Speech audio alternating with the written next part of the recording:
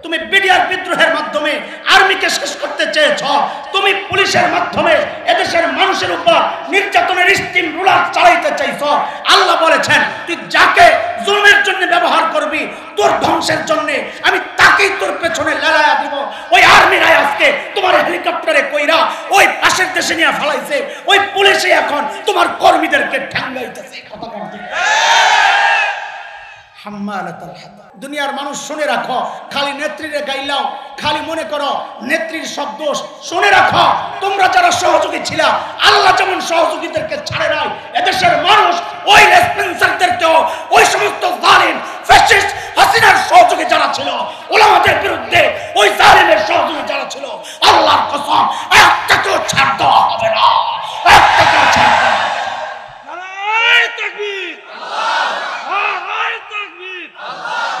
আজকে যে সমস্ত মিডিয়া কর্মীরা দিনের বিরুদ্ধে তাদের অবস্থান, ওই সমস্ত মুন্নি সাহেব, মুন্নি সাহারা আরো যারা আছে, যারা মিথ্যা রটাইছে, যারা মাওলানা মামুনুল হকের বিরুদ্ধে অপবাদ দিয়া দিয়া আলেমকে জাতির সামনে খাটো করতে চেয়েছে, যারা মাদ্রাসাকে জঙ্গির আস্তানা হিসাবে মানুষের কাছে প্রচার করে করে উম্মতকে মাদ্রাসা থেকে বিচ্ছিন্ন করার চক্রান্ত করেছে, যারা আলেমদেরকে বিভিন্ন দুশ্চরিত্রের অভিযোগ দিয়া উম্মত থেকে বিচ্ছিন্ন করার এই অপপ্রয়াস চালাচ্ছে, প্রত্যেকটা মিডিয়া কর্মী সবগুলো হাম্মালাতুল হাতাব, সবগুলো আবু লাহাবের বউয়ের সাথে জাহান্নামে যাবে। মালাউন যেখানে পাওয়া যাবে সেখানেই ধইরা লটকাইতে হবে। কথা কার? আবারও বলছি, মালাউন মানে হিন্দু না। আবার আমার হিন্দু ভাইরা না রাগ হয়ে যায়। আবারও বলছি কেউ কাট না করে আবার ঢুকাইয়া দিও না যে মালাউন যেখানে পাও সেখানেই মারো, একটু লাগাইয়া দিও না। আবার না, আমরা সাম্প্রদায়িক দাঙ্গা, সাম্প্রদায়িকতা ছড়াইতে চাই না, এটা আমাদের কাজ না। সাম্প্রদায়িক সম্প্রীতির এই দেশ উস্কানি দেয় যারা, এটা একটা নির্দিষ্ট শ্রেণী। এদেশের আপামর সাধারণ জনসাধারণ, সে মুসলমান হোক হিন্দু হোক, কেউ সাম্প্রদায়িক দাঙ্গা চায় না বলেই বাংলাদেশের সর্ববৃহৎ প্রতিষ্ঠান, শুধু বাংলাদেশ নয় গোটা এশিয়ার অন্যতম শ্রেষ্ঠ প্রতিষ্ঠান হাটহাজারী মাদ্রাসার দেয়াল ঘেঁষে যুগ যুগ ধরে বিশাল হিন্দু মন্দির তারা তাদের কার্যক্রম চালাচ্ছে। আজ পর্যন্ত কোনো ইতিহাস নাই যে কোনো মাদ্রাসার ছাত্র একটা ইটা ওখানে নিক্ষেপ করেছে। এটাই প্রমাণ করে সাম্প্রদায়িক সম্প্রীতির এই দেশ বাংলাদেশ। নবী আলাইহিস সালামকে জানায় দিয়েছেন আল্লাহ, মালাউনদের ক্ষমা নাই, এরা অনেক জ্বালাইছে। আল্লাহর হাবিব মক্কায় ঢুকি ঘোষণা দিলেন, নির্দিষ্ট কিছু ব্যক্তির নাম বললেন যে সবাইকে ক্ষমা করলেও এদেরকে ক্ষমা করা যাবে না। এরা কারা? শেখ ইবনে তাইমিয়া 15 জনের নাম এনেছেন ওই কিতাবে। আব্দুল্লাহ ইবনে খাতাল, কুরতুনা, কুরাইনা, সাররা, মাকিস ইবনে সুবানা, হুয়াইরিস ইবনে নাকিদ, আব্দুল্লাহ ইবনে সাদ ইবনে আবি সারাহ, ইকরামা ইবনে আবি জাহল, ওয়াহশি ইবনে হারব, হিন্দা বিনতে উতবা, হুবার ইবনুল আসওয়াদ, আব্দুল্লাহ ইবনে জিবিআরা। হযরত শেখ ইবনে তাইমিয়া 15 জনের নাম বলেছেন। নবী আলাইহিস সালাম বলেছেন, মালউনিনা আইনামা সুকিফু উখিযু ওয়া কুতিলু তাকতিলা, এদেরকে যেখানে পাওয়া যাবে ধইরাই হত্যা করতে হবে। উলামায়ে কেরাম কিছু বিষয় নিয়ে যখন আন্দোলনে ঝাঁপায়া পড়ে, রক্ত দেওয়ার জন্য প্রস্তুত হয়, দুনিয়ার কিছু মানুষ আছে তখন তারা টিপ্পনি খায়, এরা বলে হুজুর, এরা বলে রহমতের নবীর ওয়ারিস, এরা আবার এত বিক্ষোভ ফেটে পড়ে জীবন দিতে চায়, জীবন নিতে চায়। বিষয়টা কি? আমাদের স্পষ্ট কথা, সব জায়গায় মিনমিন চলে না, সব জায়গায় চুপ থাকা চলে না। আল্লাহ জবাব দিয়েছেন, জবাব আমরাও দেব। ক্ষমতায় যাওয়ার জন্য আমরা এতটা আগ্রহী নই, ক্ষমতা থেকে কাউকে নামানোর জন্য আমরা এতটা কঠোর নই, কিন্তু যদি এই জমিনে আল্লাহর নবীর খাতমে নবুয়তকে নিয়ে কেউ টানাটানি করে, যদি এই জমিনে আল্লাহর নবীর ইজ্জত নিয়ে কেউ কথা বলতে চায়, আল্লাহর নবীর পারিবারিক জীবনকে নিয়ে কেউ অপবাদ দিতে চায়, আল্লাহর কসম আশিক রাসূলরা চুপ থাকে না, চুপ থাকতে পারে না, চুপ থাকতে পারে না। নারায়ে তাকবীর, নারায়ে তাকবীর। ইন্নাল উলামা ওয়ারাসাতুল আম্বিয়া, ওলামারা সমস্ত নবীর ওয়ারিস, একজন না। সমস্ত নবীর ওয়ারিস যেহেতু, সমস্ত নবীর চরিত্র আখলাকে এই ওলামারা লালন করবে, ধারণ করবে। বলে আয় তোমরা মূর্তি ভাঙতে যাও কেন মৌলবীরা? কারণ আমরা খলিল ইব্রাহিমের ওয়ারিস, মূর্তি ভাঙাই তো আমাদের কাজ। এই তোমরা জালেমদেরকে মারতে যাও কেন? আমরা নবী মুসা আলাইহিস সালামের ওয়ারিস, ঘুষি দিয়া মাইরা লাওয়াই তো আমাদের কাজ। জীবন দিতে প্রস্তুত হও কেন? বলে আমরা জাকারিয়া আলাইহিস সালামের ওয়ারিস, দ্বীনের জন্য জীবন দেওয়া এটা আমাদেরই তো কাজ। বলে আবার তাহাজ্জুদে কান্না করো কেন? বলে আমরা রহমাতুল লিল আলামিনের ওয়ারিস, উম্মতের জন্য কান্না করা এটাই তো আমাদের কাজ। ইসলামের বিরুদ্ধে দাঁড়াবা, যাদেরকে দিয়া সাইজ করবা আল্লাহ তাদেরকে দিয়ে তোমারে সাইজ করবে। প্রমাণ গোটা ইসলামের ইতিহাসে, মানব ইতিহাসে প্রমাণের অভাব নাই। আপনার সামনে দিয়ে প্রমাণ ঘুরে খালি টান দিয়ে বুঝাবে। কিছু জায়গা আছে যেখানে রহমতের নবীও ছিলেন কঠোর। আপনাদেরকে দাওয়াত দিতেছি বিষয়গুলো। সব জায়গায় আপনারা ভদ্রতা দেখায়েন না, এটা ভদ্রতা না, এটা ইমানি দুর্বলতা। আমি একটা উদাহরণ শোনাই আপনাদেরকে। রহমতের নবীও যে কঠোর ছিলেন কতটা। মক্কা বিজয়, নবী মক্কায় ঢুকছেন। ঢুকার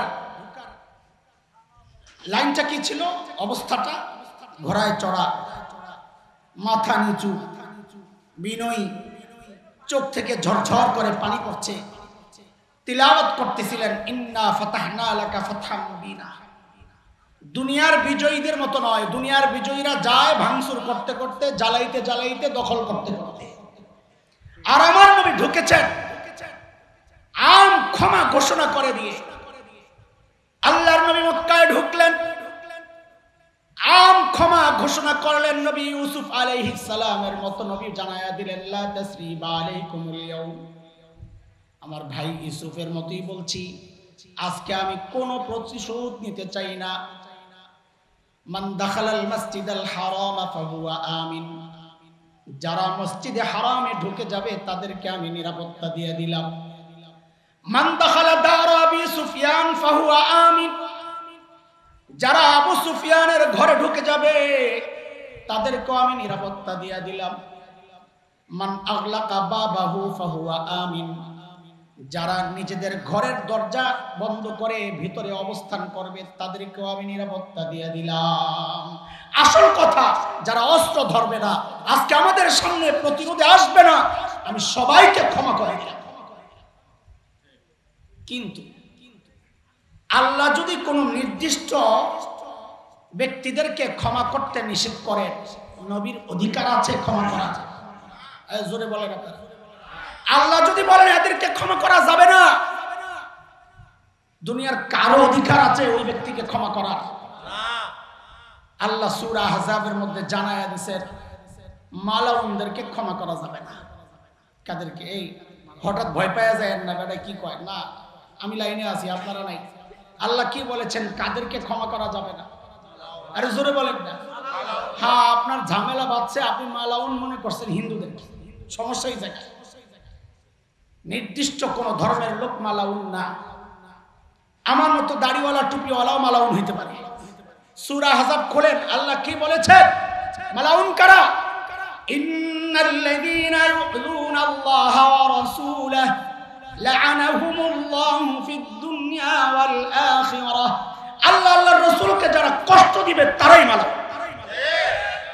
মালাউনের শাস্তি আল্লাহ জানায়া দিয়েছেন কি? মালউনিনা আইনামা সুকিফু উখিযু ওয়া কুতিলু তাকতীলা সুন্নাতাল্লাহি ফিল্লাযীনা খালাউ মিন ক্বাবল ওয়া লান তাজিদা লিসুন্নাতিল্লাহি তাবদীলা। মালাউন যেখানে পাওয়া যাবে সেখানেই ধইরা লটকাইতে হবে। কথা কার? আবারও বলছি, মালাউন মানে হিন্দু না। আবার আমার হিন্দু ভাইরা না রাগ হয়ে যায়। আবারও বলছি কেউ কাট না করে আবার ঢুকাইয়া দিও না যে মালাউন যেখানে পাও সেখানেই মারো, একটু লাগাইয়া দিও না। আবার না, আমরা সাম্প্রদায়িক দাঙ্গা, সাম্প্রদায়িকতা ছড়াইতে চাই না, এটা আমাদের কাজ না। সাম্প্রদায়িক সম্প্রীতির এই দেশ উস্কানি দেয় যারা, এটা একটা নির্দিষ্ট শ্রেণী। এদেশের আপামর সাধারণ জনসাধারণ, সে মুসলমান হোক হিন্দু হোক, কেউ সাম্প্রদায়িক দাঙ্গা চায় না বলেই বাংলাদেশের সর্ববৃহৎ প্রতিষ্ঠান, শুধু বাংলাদেশ নয় গোটা এশিয়ার অন্যতম শ্রেষ্ঠ প্রতিষ্ঠান হাটহাজারী মাদ্রাসার দেয়াল ঘেঁষে যুগ যুগ ধরে বিশাল হিন্দু মন্দির তারা তাদের কার্যক্রম চালাচ্ছে। আজ পর্যন্ত কোনো ইতিহাস নাই যে কোনো মাদ্রাসার ছাত্র একটা ইটা ওখানে নিক্ষেপ করেছে। এটাই প্রমাণ করে সাম্প্রদায়িক সম্প্রীতির এই দেশ বাংলাদেশ। নবী আলাইহিস সালামকে জানায় দিয়েছেন আল্লাহ, মালাউনদের ক্ষমা নাই, এরা অনেক জ্বালাইছে। শেখ ইবনে তাইমিয়া রহমতুল্লাহ আলাইহি, আহলে ইলম যারা উলামারা, আপনাদের মুতালার জন্য আমি বলি এটা খুব জরুরি, পড়া দরকার এই মুহূর্তে। বিশেষ করে ইবনে তাইমিয়া রহমতুল্লাহ আলাইহির এক বিখ্যাত কিতাব আছে, আস-সারিমুল মাসলুল আলা শাতিমির রাসূল। কেনার সুযোগ না হইলে ইসলামিক ফাউন্ডেশনে কিতাবটা আছে, আমি নিজে পড়েছি ওখানে। তো ওখানে গিয়ে একটু মোতালা করে নিব। শেখ ইবনে তাইমিয়া রহমতুল্লাহ আলাইহির বিখ্যাত কিতাব, শাতিমি রাসূলদের ব্যাপারে বিধান কি কি করতে হবে সব আছে। আল্লাহর হাবিব মক্কায় ঢুকেই ঘোষণা দিলেন, নির্দিষ্ট কিছু ব্যক্তির নাম বললেন যে সবাইকে ক্ষমা করলেও এদেরকে ক্ষমা করা যাবে না। এরা কারা? শেখ ইবনে তাইমিয়া 15 জনের নাম এনেছেন ওই কিতাবে। আব্দুল্লাহ ইবনে খাতাল, কুরতুনা, কুরাইনা, সাররা, মাকিস ইবনে সুবানা, হুয়াইরিস ইবনে নাকিদ, আব্দুল্লাহ ইবনে সাদ ইবনে আবি সারাহ, ইকরামা ইবনে আবি জাহল, ওয়াহশি ইবনে হারব, হিন্দা বিনতে উতবা, হুবার ইবনুল আসওয়াদ, আব্দুল্লাহ ইবনে জিবিআরা। হযরত শেখ ইবনে তাইমিয়া 15 জনের নাম বলেছেন। নবী আলাইহিস সালাম বলেছেন, মালউনিনা আইনামা সুকিফু উখিযু ওয়া কুতিলু তাকতিলা, এদেরকে যেখানে পাওয়া যাবে ধৈরাই হত্যা করতে হবে। আল্লাহ সুবহানাহু ওয়া তাআলার অশেষ মেহেরবানি যে মহান মালিক, দিন জানা, দিন বুঝা, দিন মানা, এই আশায় আমাদেরকে এই মজলিসে আসার বসা, কিছু কথা বলা ও শোনার তৌফিক দান করেছেন। সেজন্য মহান রবের শুকরিয়া আদায় করি, জবান খুলে প্রাণ খুলে কালিমাতুশ শুকর উচ্চারণ করি আলহামদুলিল্লাহ। সিরাতুন নবী সাল্লাল্লাহু আলাইহি ওয়াসাল্লাম সম্মেলন, নবী আলাইহিস সালামের জীবন সংশ্লিষ্ট কিছু কথাবার্তাই তো আজকের জন্য আলোচনা করার বিষয়। সেই বিষয়কে সামনে রেখে আমি কোরআন আল কারীমের আমাদের অনেক পরিচিত একটা সূরা, সূরাতুল লাহব আপনাদের সামনে তিলাওয়াত করেছি। আল্লাহ তাআলার কাছে তৌফিক চাই এই সূরাকে সামনে রেখে নবী আলাইহিস সালামের হায়াতের সাথে, জীবনের সাথে সংশ্লিষ্ট কিছু কথা আমাদের করণীয়, এই বিষয়ে কিছু কথা বলার চেষ্টা করব ইনশাআল্লাহ তাআলা। সূরা লাহব নাজিল হয়েছে কার সম্পর্কে এটা আমরা জানি, তাই না? বলেন তো কার সম্পর্কে? সবাই জানেন তো? জোরে বলেন, আরো জোরে বলেন না। হ্যাঁ, ডরান কেন? না ডরান আপনারা যে আবু লাহাবের দোসররা আবার হামলা করেন না? ভাগছে নাই। আবু লাহাব আসলে তার নাম ছিল না, নাম হচ্ছে আব্দুল উজ্জা, উজ্জার বান্দা। শুধুই আবু লাহাব সম্পর্কে এই সূরা নাজিল হয় নাই, তার বউ, ম্যাডাম, তার একান্ত সহযোগী উম্মে জামিল বিনতে হারব ইবনে উমাইয়া, এই মহিলা সম্পর্কেও এই সূরা আসছে, 2 জন সম্পর্কে। তো আবু লাহাবের আসল নাম ছিল আব্দুল উজ্জা, উজ্জার বান্দা। যেহেতু এই নামটার মধ্যে শিরকের গন্ধ আছে, আল্লাহ তাআলা এই নামকে এড়াইয়া গেছে।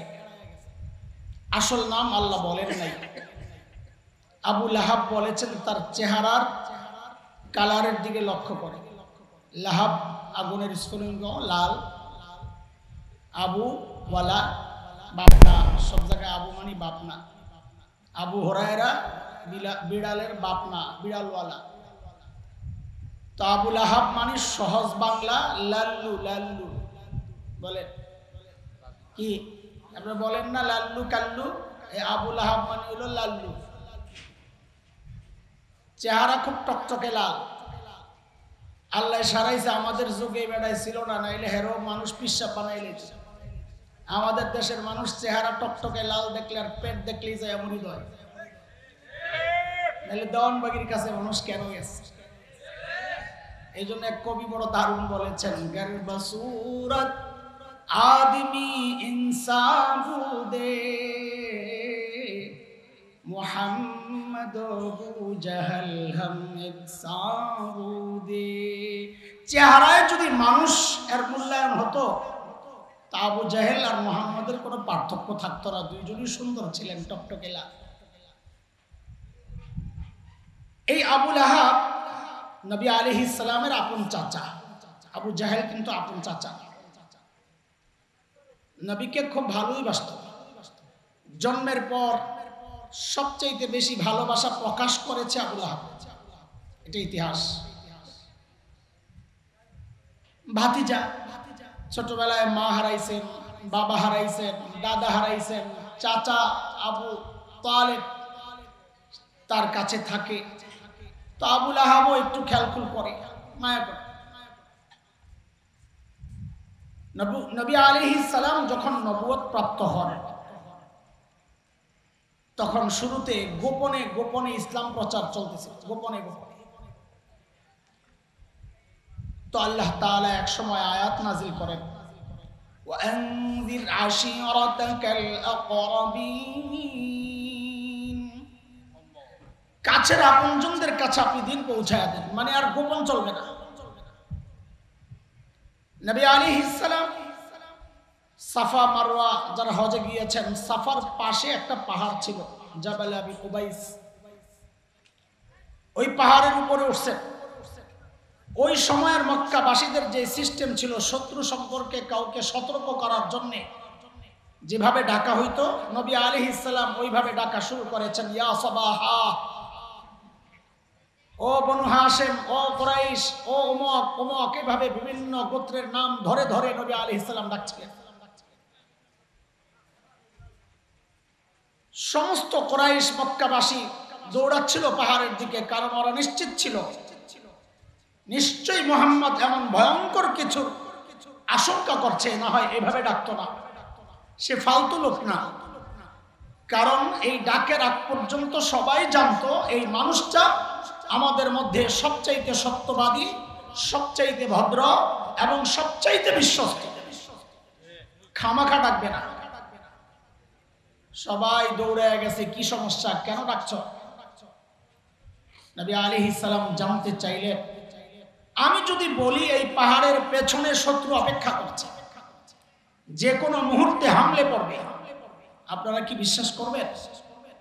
সবাই এক বাক্যে বলেছে, কেন করব না, তুমি তো আমাদের মধ্যে সবচেয়ে বিশ্বস্ত, আজ পর্যন্ত জীবনে তুমি একটা মিথ্যাও বলো নাই, তোমার কথা কেন বিশ্বাস করব? তখন নবী আলাইহিস সালাম এই স্বীকৃতি নিয়েই বললেন, ও আমার কওম, কুলু লা ইলাহা ইল্লাল্লাহ তুফলিহু, তোমরা লা ইলাহা ইল্লাল্লাহ পড়ো, কামিয়াব হয়ে যাবা, দুনিয়াও বেঁচে যাবা, আখিরাতেও বেঁচে যাবা। আর যদি ঈমান কবুল না করো, নিশ্চিত জেনে রাখো তোমাদের জন্য ভয়ঙ্কর বিপদ অপেক্ষা করছে। হায় হায়, এই দাওয়াত যখন দিয়ে দিছে, তাদের আকীদা বিশ্বাসের বিরুদ্ধে হঠাৎ এক আওয়াজ, তারা মেনে নিতে পারে না এই বিষয়টা। একজন আরেকজনের মুখের দিকে তাকায়, বলল কি, কিন্তু প্রতিবাদে কিচ্ছু বলতে পারছে না। কেন? কারণ এই মানুষটা ছিল সবার প্রিয়, হঠাৎ একটা কথার কারণেই তার বিরুদ্ধাচরণ কিভাবে করে, কটু কথা এখন কিভাবে বলে, বিবেকে বাঁচছে। ভদ্রতা কিছু ছিল, কিন্তু সব সমাজে কিছু পান্ডা তো থাকে যেগুলো চুপ থাকে না, ফাঁক পাইলেই মাইরা দেয়, কালামানিকের মতো, মুরগি সোরাদের মতো, কথা বলেন না। এদের কোনো ভদ্রতা টদ্রতা নাই, সুযোগ পাইলেই দাড়িওয়ালা টুপিওয়ালাদেরকে মেরে দেওয়ার কিছু মানুষ জগতে আছে কি নাই? ওই জমানার একটা ছিল যার নাম ছিল আব্দুল উজ্জা, আবু লাহাব বা লাল্লু। সবাই চুপ থাকলেও আবু লাহাব চুপ থাকে নাই, সাথে সাথে একটা পাথর নিছে, নবীকে মারার জন্য উদ্যত হয়েছে, আর বলা শুরু করেছে, তাব্বাল্লাক আলিহাযা জামাআতানা ইয়া মুহাম্মদ, ও মুহাম্মদ তুমি ধ্বংস হও, এই জন্য আমাদেরকে একত্রিত করেছিলে। নবী আলাইহিস সালামকে মারতে গিয়েছে, বকা দিয়েছে, তাচ্ছিল্য করেছে। আল্লাহ তাআলা এই জায়গায় সবর সহ্য করেন নাই। দেখেন, অনেক সময় আমাদেরকে কেউ কিছু বললে আমরা সহ্য করি, কিন্তু প্রিয় কাউকে কিছু বললে আর বরদাস্ত করি না। সন্তানকে কিছু বললে বরদাস্ত করে না মানুষ। আল্লাহ তার হাবিবকে ভালোবাসতেন। আবু লাহাবের এই আচরণ আল্লাহর সহ্য হয় নাই। আল্লাহ তাআলা সাথে সাথে সূরা নাযিল করে দিলেন, তাব্বাত ইয়াদা আবি লাহাব ওয়া আবু লাহাব, আমার দোস্ত ধ্বংস হবে না, ধ্বংস তোর জন্য অনিবার্য অতএব, এবং ধ্বংস হয়েই গেছে। আয়াত নাযিল হয়ে গেল। দোস্ত, বলার উদ্দেশ্য ছিল, এই পর্যন্ত মক্কার মানুষ কুফরি করেছে, আল্লাহ কিচ্ছু বলেন নাই। শিরিক করেছে, আল্লাহ কিচ্ছু বলেন নাই। ঈমান অস্বীকার করেছে, আল্লাহ কিচ্ছু বলেন নাই। কিন্তু যখন নবীকে গালি দিছে, মারার জন্য হাত বাড়াইছে, হাত উঠাইছে, পাথর উঠাইছে, আল্লাহ চুপ থাকেন নাই। কথাটা এই জন্যই বলছি, মাঝে মধ্যে আমাদের মধ্যে কিছু মানুষ আছেন যারা উলামায়ে কেরামের খুব উঁচু আওয়াজে যখন কথা বলেন তখন আস্তে করে মেরা দেয়। রহমতের নবীর ওয়ারিসদের এত গরম কেন? উলামায়ে কেরাম কিছু ইস্যু নিয়ে, কিছু বিষয় নিয়ে যখন আন্দোলনে ঝাঁপায়া পড়ে, রক্ত দেওয়ার জন্য প্রস্তুত হয়, দুনিয়ার কিছু মানুষ আছে তখন তারা টিপ্পনি খায়। এরা বলে হুজুর, এরা বলে রহমতের নবীর ওয়ারিস, এরা আবার এত এত বিক্ষোভ ফেটে পড়ে জীবন দিতে চায়, জীবন নিতে চায়। বিষয়টা কি? আমাদের স্পষ্ট কথা, সব জায়গায় মিনমিন চলে না, সব জায়গায় চুপ থাকা চলে না। আল্লাহ জবাব দিয়েছেন, জবাব আমরাও দেব। ক্ষমতায় যাওয়ার জন্য আমরা এতটা আগ্রহী নই, ক্ষমতা থেকে কাউকে নামানোর জন্য আমরা এতটা কঠোর নই।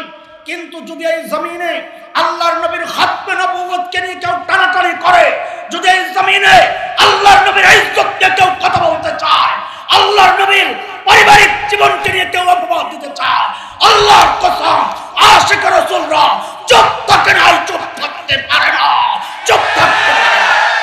নারায়ে তাকবীর, নারায়ে তাকবীর, আল্লাহু আকবার। মুহতারাম হাজিরিন, আমরা উলামারা কার ওয়ারিস?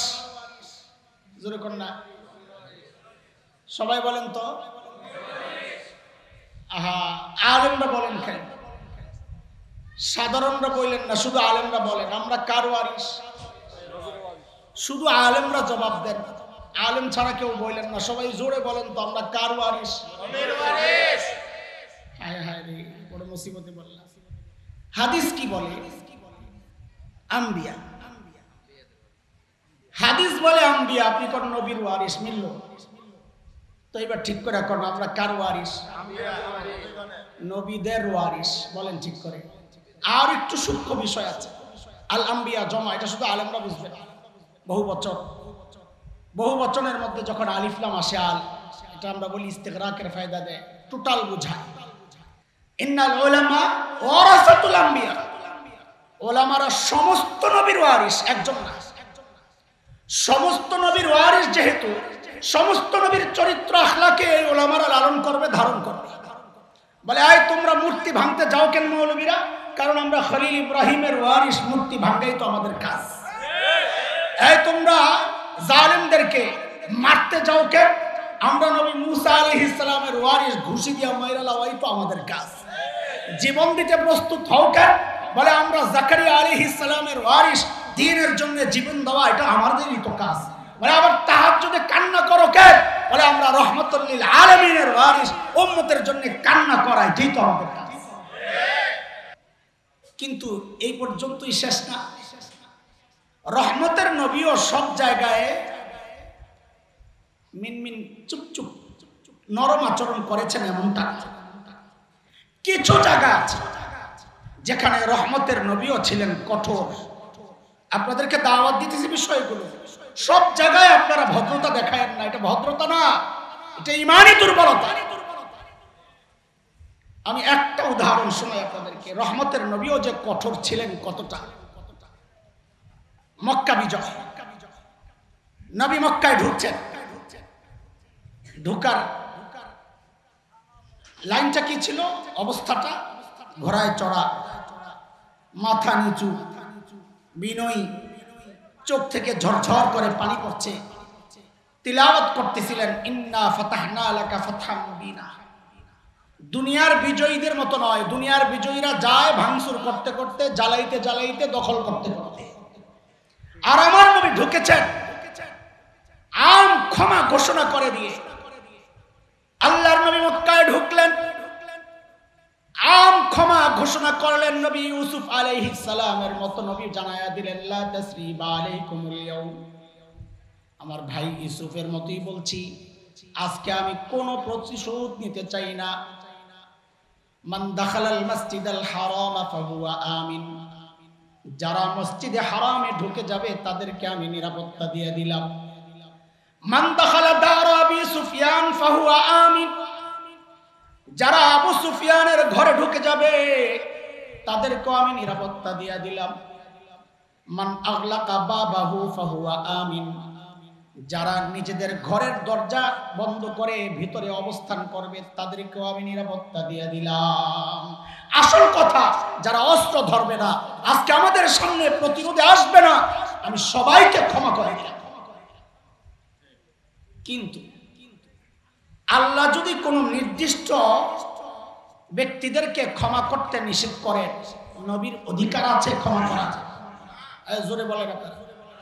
আল্লাহ যদি বলেন এদেরকে ক্ষমা করা যাবে না, দুনিয়ার কারো অধিকার আছে ওই ব্যক্তিকে ক্ষমা করার? আল্লাহ সূরা আহজাবের মধ্যে জানায়া দিয়েছেন মালাউনদেরকে ক্ষমা করা যাবে না। কাদেরকে? এই হঠাৎ ভয় পাওয়া যায় না, বেটা কি কয় না, আমি লাইনে আছি আপনারা নাই। আল্লাহ কি বলেছেন কাদেরকে ক্ষমা করা যাবে না? আরে জোরে বলেন না। হ্যাঁ, আপনার ঝামেলা বাঁধছে, আপনি মালাউন মনে করছেন হিন্দুদের, সমস্যাই জায়গায়। নির্দিষ্ট কোন ধর্মের লোক মালাউন না। আমার মতো দাড়িওয়ালা টুপিওয়ালাও মালাউন হইতে পারে। সূরা আহজাব খোলেন, আল্লাহ কি বলেছেন মালাউন কারা? ইন্নাল্লাযীনা ইউযুনাল্লাহা ওয়া রাসূলাহু লা'আনাহুমুল্লাহু ফিদ দুনিয়া ওয়াল আখিরাহ। আল্লাহ আল্লাহর রাসূলকে যারা কষ্ট দিবে তারাই মালাউন। মালাউনের শাস্তি আল্লাহ জানায়া দিয়েছেন কি? মালউনিনা আইনামা সুকিফু উখিযু ওয়া কুতিলু তাকতীলা সুন্নাতাল্লাহি ফিল্লাযীনা খালাউ মিন ক্বাবল ওয়া লান তাজিদা লিসুন্নাতিল্লাহি তাবদীলা। মালাউন যেখানে পাওয়া যাবে সেখানেই ধইরা লটকাইতে হবে। কথা কার? আবার বলছি, মালাউন মানে হিন্দু না। আবার আমার হিন্দু ভাইরা না রাগ হয়ে যায়। আবারও বলছি কেউ কাট না করে আবার ঢুকাইয়া দিও না যে মালাউন যেখানে পাও সেখানেই মারো, একটু লাগাইয়া দিও না। আবার না, আমরা সাম্প্রদায়িক দাঙ্গা, সাম্প্রদায়িকতা ছড়াইতে চাই না, এটা আমাদের কাজ না। সাম্প্রদায়িক সম্প্রীতির এই দেশ উস্কানি দেয় যারা, এটা একটা নির্দিষ্ট শ্রেণী। এদেশের আপামর সাধারণ জনসাধারণ, সে মুসলমান হোক হিন্দু হোক, কেউ সাম্প্রদায়িক দাঙ্গা চায় না বলেই বাংলাদেশের সর্ববৃহৎ প্রতিষ্ঠান, শুধু বাংলাদেশ নয় গোটা এশিয়ার অন্যতম শ্রেষ্ঠ প্রতিষ্ঠান হাটহাজারী মাদ্রাসার দেয়াল ঘেঁষে যুগ যুগ ধরে বিশাল হিন্দু মন্দির, তারা তাদের কার্যক্রম চালাচ্ছে। আজ পর্যন্ত কোনো ইতিহাস নাই যে কোনো মাদ্রাসার ছাত্র একটা ইটা ওখানে নিক্ষেপ করেছে। এটাই প্রমাণ করে সাম্প্রদায়িক সম্প্রীতির এই দেশ বাংলাদেশ। নবী আলাইহিস সালামকে জানায়া দিয়েছেন আল্লাহ মালাউনদের ক্ষমা নাই, এরা অনেক জ্বালাইছে। শেখ ইবনে তাইমিয়া রাহমাতুল্লাহি আলাইহি, আহলে ইলম যারা উলামারা, আপনাদের মুতালার জন্য আমি বলি, এটা খুব জরুরি, পড়া দরকার এই মুহূর্তে। বিশেষ করে ইবনে তাইমিয়া রাহমাতুল্লাহি আলাইহির এক বিখ্যাত কিতাব আছে আস-সারিমুল মাসলুল আলা শাতিমির রাসূল। কেনার সুযোগ না হইলে ইসলামিক ফাউন্ডেশনে কিতাবটা আছে, আমি নিজে পড়েছি ওখানে। তো ওখানে গিয়ে একটু মোতালা করে নিব। শেখ ইবনে তাইমিয়া রাহমাতুল্লাহি আলাইহির বিখ্যাত কিতাব শাতিমি রাসূলদের ব্যাপারে বিধান কি করতে হবে সব আছে। আল্লাহর হাবিব মক্কায় ঢুকেই ঘোষণা দিলেন, নির্দিষ্ট কিছু ব্যক্তির নাম বললেন যে সবাইকে ক্ষমা করলেও এদেরকে ক্ষমা করা যাবে না। এরা কারা? শেখ ইবনে তাইমিয়া 15 জনের নাম এনেছেন ওই কিতাব। আব্দুল্লাহ ইবনে খাতাল, কুরতুনা, কুরাইনা, সাররা, মাকিস ইবনে সুবানা, হুয়াইরিস ইবনে নাকিদ, আব্দুল্লাহ ইবনে সাদ ইবনে আবি সারাহ, ইকরামা ইবনে আবি জাহল, ওয়াহশি ইবনে হারব, হিন্দা বিনতে উতবা, হুবার ইবনুল আসওয়াদ, আব্দুল্লাহ ইবনে জিবিয়ারা, হযরত শেখ ইবনে তাইমিয়া 15 জনের নাম বলেছেন। নবী আলাইহিস সালাম বলেছেন, মালউনিনা আইনামা সুকিফু উখিযু ওয়া কুতিলু তাকতিলা, এদেরকে যেখানে পাওয়া যাবে ধৈরাই হত্যা করতে হবে। কয়জন? সাহাবায়ে কেরাম অনেক ক্ষোভ নিয়ে ঢুকছিল মক্কায়, যারে পাই তারা শেষ করে। অনেক কষ্ট তো তাদের হৃদয়ে, তাদের চোখে ভাসছে সেই নির্যাতন, তাদের চোখে ভাসছে দেশ থেকে বিতাড়নের সেই দৃশ্য। যুগ যুগ ধরে দিন দিন তারা কত নির্যাতন এর শিকার হয়েছে, ভাসছে চোখের মধ্যে। কিন্তু নবী যেহেতু বলেছেন মাফ, মানুষ তো ভিতরের কষ্ট তো আর যায় নাই, অ্যাকশনে যাইতে পারতেছে না। যেহেতু 15 জনের মধ্যে আইসা পড়ছে, এখন ধরেন টোটাল রাগ আছিল 10 কেজি সবার জন্য বরাদ্দ। এখন যেহেতু 15 জন আয়া গেছে, এখন ওই 10 কেজি রাগ তো ওই 15 জনের উপর, তাহলে এক একজনের ভাগে রাগ কতটুকু করছে, বুঝছেন কথা না? সবাই খালি খোঁজে কোনটারে পাও, পাইরি সাইজ। আব্দুল্লাহ ইবনে খাতাল, সে শুনছে ওই লিস্টে তার নাম আছে। আমি শুনান একটা মাঝখানে ফাঁক দিয়া কথা বলি, ওই 15টার জীবনী আমি আলাদা আলাদা পড়ছি। কারণ কি, কেন নবী এত কঠোর হইলেন এদের ব্যাপারে? দেখছি সবগুলাই হয় গায়ক গায়িকা, নায়ক নায়িকা, লেখক কবি, মানি শিল্পী গোষ্ঠী আর ওই মিডিয়া কর্মী। এই 15টার পরিচয় সবগুলো মিডিয়া কর্মী, বুঝেন না এই কথা আপনারা? সব যুগে বুঝি এরাই থাকে আকাম কুকামের মধ্যে সবার আগে, তাই না? আব্দুল্লাহ ইবনে খাতাল যায় কাবার গিলাফ দিয়ে নিজেরে জড়াইছে। হায়, কাবার গিলাফ দিয়া জড়াইছে কি জন্য জানেন তো? মনে করছে মুসলমান তো কাবারে অনেক ভালোবাসে, কাবার গিলাফ দিয়ে আমারে জড়াইলে হয়তো এরা আর আমারে মারবে না। যেমন এই দেশের কিছু রাজনীতিবিদ যখন বুঝে গেছে এই দেশের মানুষ টুপিকে ভালোবাসে, তাসবিহ ভালোবাসে, ঘুমটা ভালোবাসে, তো দেখবেন নির্বাচনের আগে দিয়া সারা জিন্দেগি ইসলাম আর মুসলমানদের বিরুদ্ধে সব ভূমিকা রাখা নির্বাচনের আগে দিয়ে আস্তে করে টুপি টাপি লাগায় হাসান বসরি হয়ে যায়, হিজাব আর তাসবিহ আরবে বসরি হয়ে যায়। কথা ঠিক কিনা বলেন? কোত্থেকে শিখছে? ওই আব্দুল্লাহ ইবনে খাতাল। এগো সবগুলোর রাস্তা একটাই, ধর্মীয় একটা লেবাস পরে নিজেরে বাঁচাইতে চায়। আব্দুল্লাহ ইবনে খাতাল কাবার গিলাফ দিয়ে নিজেরে জড়াইয়া আস্তে করে যায়, চুপচাপ দাঁড়ায় রয়েছে। কিন্তু বোকারাম শরীর না ঢাকছস, পাও তো মিশি দিয়া দেখা যায়। ছোটবেলায় একটা গল্প শুনছি মুরব্বীদের কাছ থেকে। নতুন বউ গেছে শ্বশুর বাড়ি, ভাত খাইতে বসছে পিড়ার মধ্যে। পিড়া চিনি? পিড়া এমন তো চেয়ার টেবিলে বসে, পোলাবেন চিনবো প্রত্যেকা পিড়া, মুরব্বীরা চিনবো পিড়া।